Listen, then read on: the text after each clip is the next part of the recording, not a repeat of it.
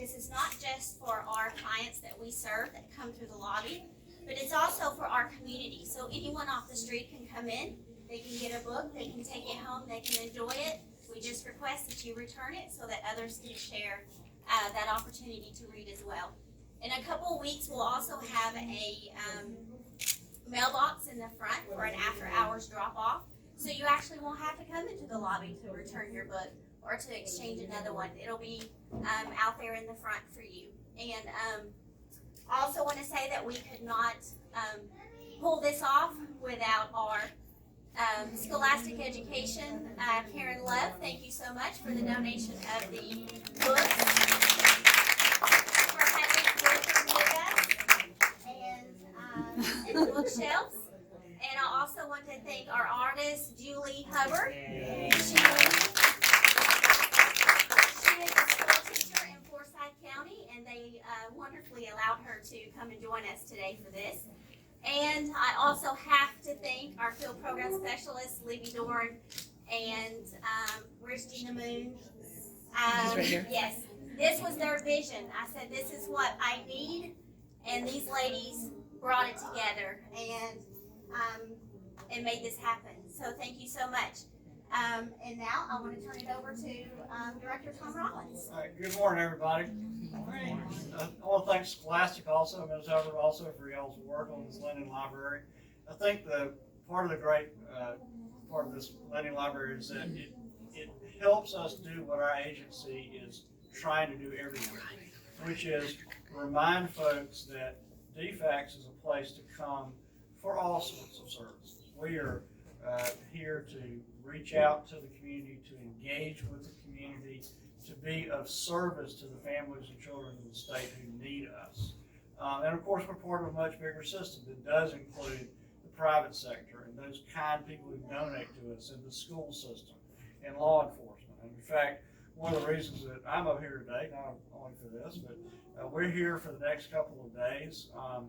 Going to be meeting with judges and stakeholders and of course all our staff in all of this region to talk about what we can do as an agency to improve services for children and families here. One of the things we're going to be focused on is the issue of dealing with individuals, parents who have experienced drug issues, who may have substance abuse issues, but who have children. So we know that those parents, we need to engage more with them, that we need to help them through their period of recovery.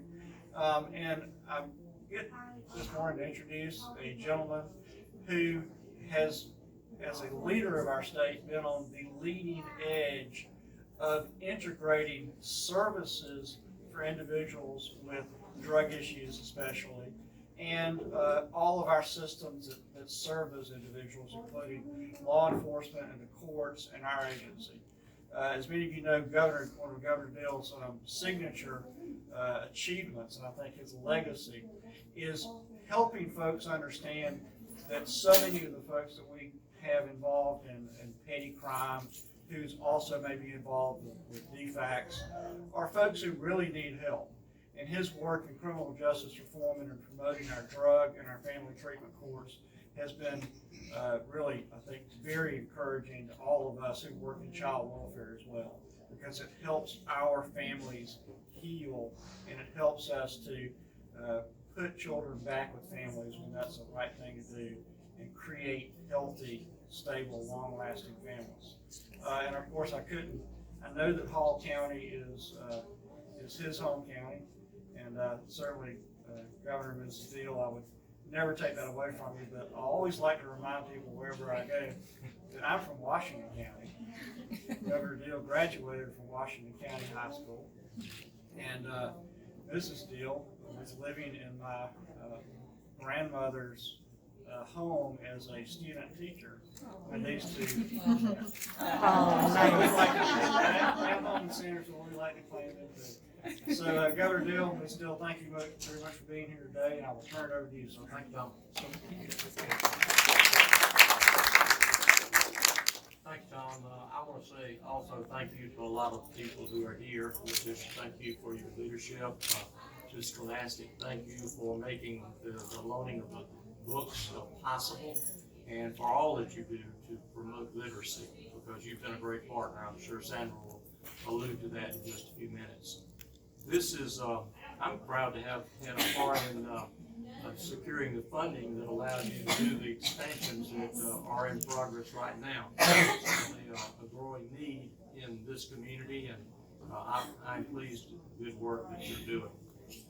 This is an important step, though, because literacy is one of those essential building blocks to be able to keep young people on the right track. One of the startling statistics that still, to me, is important to remind people about is that when we did a survey years ago, right before we started criminal justice reform legislation, I asked, what is the most common characteristic of those who are in our prison system? And we found that almost 70% of them dropped out of school, did not have a high school diploma. You start with that as a premise and work backwards. And the way you get to being able to change that is to start early. Now, we have done a lot for those within the system to be able to try to catch them up, to improve their ability to get a GED, or as we contracted with a private charter school to get an actual high school diploma if they're willing to work for it. And we've partnered with technical colleges to be able to give them technical skills to be able to go out and get a job. But it would be much easier not to have to go back and redo what should have been done earlier in their life. And the sooner that they are introduced to the importance of reading and the world that is opened up when they learn to do so is very, very important. And it may be, and I think it will be true, that there will be children who will come here with parents who are seeking the assistance of the state, and hopefully they will see a book, they will become interested in a book, and they will continue on a path of wanting to read even more. And if that's true, the trajectory of those children's lives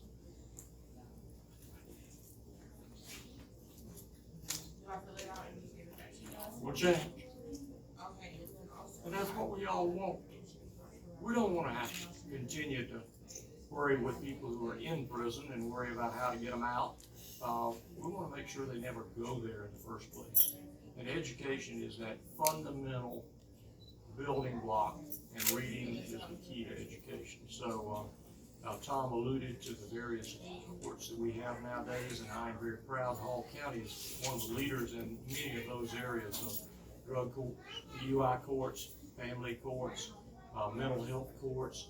We're seeing a variety of those accountability courts springing up around our state, and Hall County is one of the leaders in most of those areas as well. But it takes a lot of help. And in conclusion of my remarks, just say thank you to all of the staff that work here at DFCS, to Letitia for her leadership, because I know you have a hard job. You have a lot of things to do, a lot of different things to do.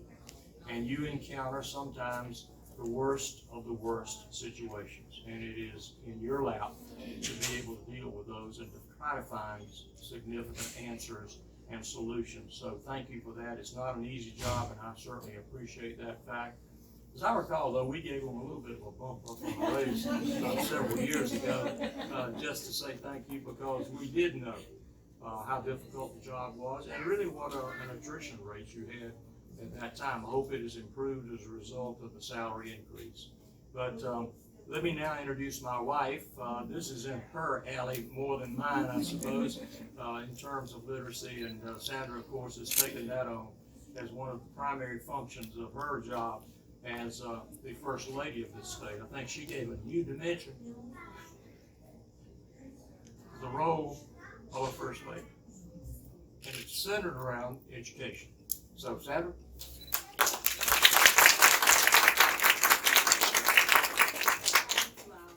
I just want to say how proud I am that you have included that, the books for children who are waiting for them to read.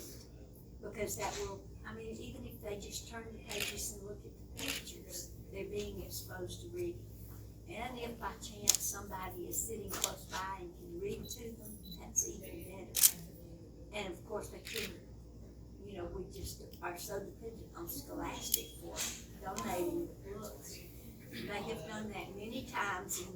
places while I was first lady, because they would offer to give the books, places that were in need, and I was so grateful for that. But you know, I can't really take a lot on the hand, because my mother was the one who always said to a child, they need to understand talking, and you can do that without a book. But if you talk to a child and teach them and let them learn to listen, then when you do bring the book to them and you do show them the pictures, they understand a little bit more, and they're more interested in what's going on, and they grow from there. And I believe that is so important to the development of a child, to their pride in themselves, to their desire to achieve and to climb the ladder of success. Because if they can read even one or two words, then they become interested in learning more words, and they begin to read, they begin to listen, they begin to want to read books. They pick out their favorite Clifford books or other books, and we start with little ones, reading to them, and then they become self-sufficient readers, and hopefully they will read for the rest of their lives. And times get hard, and as they grow up and go through some of the system, some of them fall by the wayside. But if they have that confidence in themselves and their ability to earn a living and to feel pride in themselves, they're not as likely to fall in those holes of despair. And that's what we want to do. And of course, I know you work with a lot of people who are in despair, who are desperate, and who are coming to you for help. And, you know, we know that it's impossible to pull everybody up, but we can try, because that's our job. But I believe that starting out reading is one of the best ways we can help pull families up and give them opportunities for success and pride in themselves. That is one of the things I think a lot of people lack, because they don't have confidence and pride in themselves. And being a good reader can lead to that confidence, because they are able to do math problems, they're able to do science, they're able to do social studies, they can read and just think. They have to do it all on a computer, or a lot of it on a computer. And so books are so nice to hold in your hand and look at the pictures. And we thank you. One last thing before we declare it open to the public. Karen, please come up here and join me in this.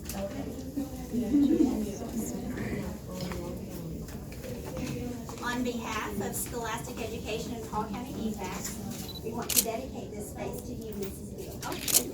Oh, sir. That's nice. Well, thank you. So we will have a plaque, and it will have a dedication plaque in your honor and your service that you've done for multitudes, and just making books accessible to children and families. Thank you for Scholastic too. No, ma'am. Well, again, I want to thank Governor Ms. Gill for being here. I want to thank the big red dog. When I was small, it looked a lot bigger than that. Scholastic, and of course all of my staff and all the people in Hall County and Region 2 for all that you do for children and